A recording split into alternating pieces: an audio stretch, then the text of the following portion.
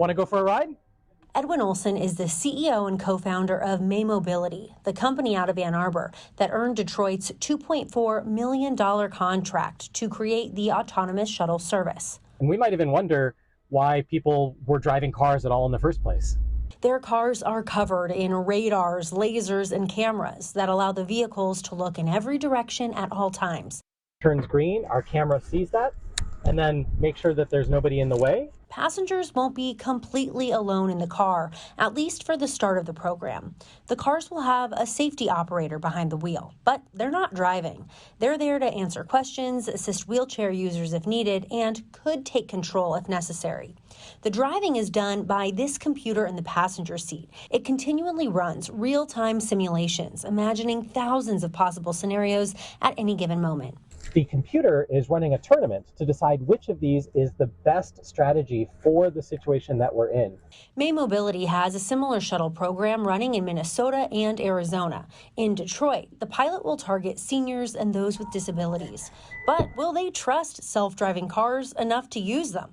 People at St. Patrick's Senior Center in Detroit are split. I don't think I would use it. It's just a little too scary. People drive too crazy nowadays.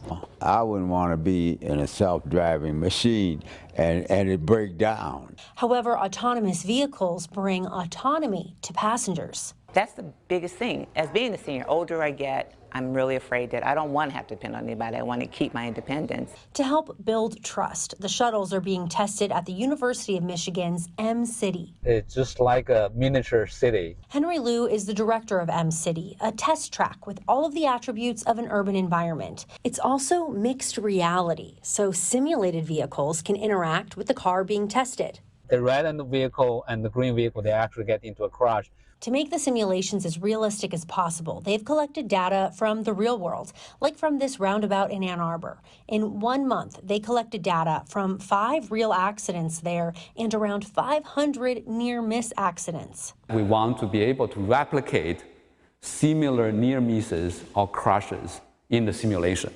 M-City is currently testing the autonomous shuttles to make sure they can operate at the level of a human driver. They still have rooms to improve. And human drivers, it's on average, it's hard to beat. He says with time and with the help of artificial intelligence, the underlying challenges will be resolved. May Mobility says they plan to deploy the shuttles in June.